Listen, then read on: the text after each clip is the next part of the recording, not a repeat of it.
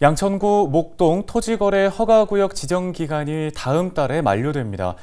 부동산 규제 완화의 흐름 속에 토지거래 허가구역 지정이 해제될 것인지에 대한 관심이 쏠리는데요. 일단 서울시는 유지 방안에 무게를 두고 있는 것으로 알려졌습니다. 네, 이 내용 코리아 부동산 경제연구소의 이재경 대표와 함께 이야기 나눠보겠습니다. 대표님, 먼저 목동 아파트 거래 요즘에 조금씩 활기를 띠고 있다는 얘기가 들려옵니다. 현재 목동 부동산 시장 분위기 어떻습니까?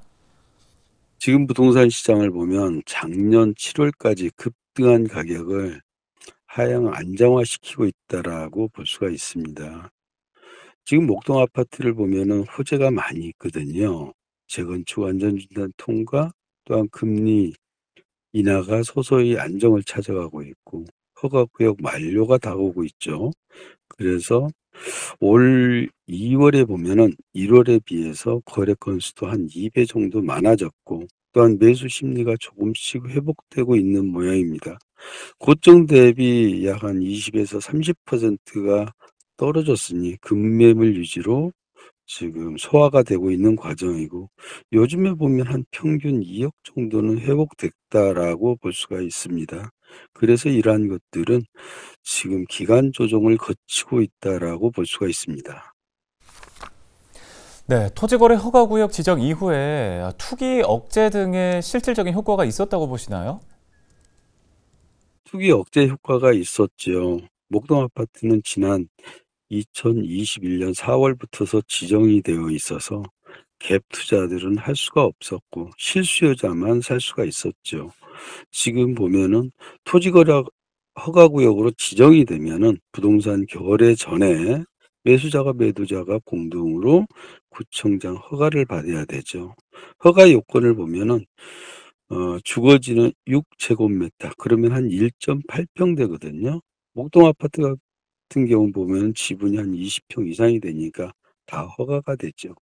또한 상업지역은 15제곱미터 이상이면 다 허가를 받아야 되거든요. 또한 2년 동안 실거주해야 되고 자금 조달 계획서 또한 토지 이용 계획 확인서를 써내야 되는데 허가대로 사용하지 않을 경우에는 취득세의 1000분의 7을 내야 되고 1년 이하 징역도 살 수가 있거든요. 그래서 까다로워요.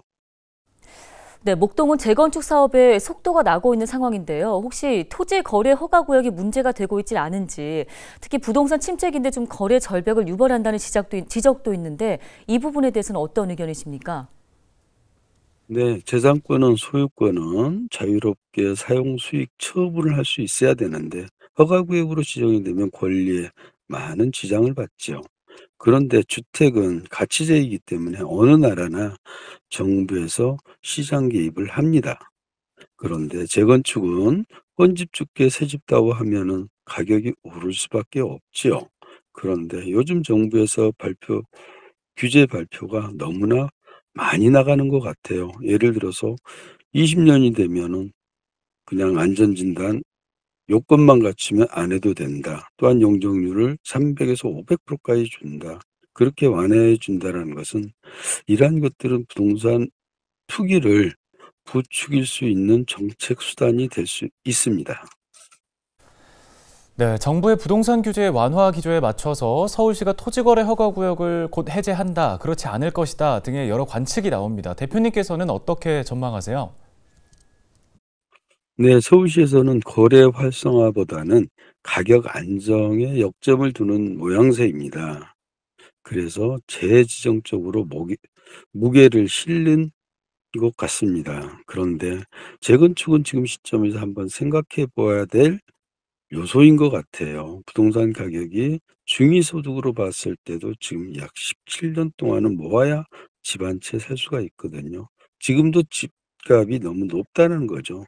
또한 건축비 오르죠. 금리 오르죠. 초과이익 환수해야 되죠. 유럽에서는 200년이 지나도 고풍스럽게 생긴 집들은 그냥 집값도 올라가고 좋거든요. 그런데 우리 우리나라 같은 경우에 보면은 내 집 부수는데 박수 치는 데는 한국밖에 없다고 합니다. 이 시점에서 리모델링도 좀 생각해 볼 필요가 있다라고 생각하고 집값은 지금 오랫동안 기간 조정을 받을 것 같아서 심리가 되살아나지는 않을 것 같습니다. 네, 알겠습니다. 오늘 도움 말씀은 여기까지 듣겠습니다. 코리아 부동산 경제연구소 이재경 대표였습니다.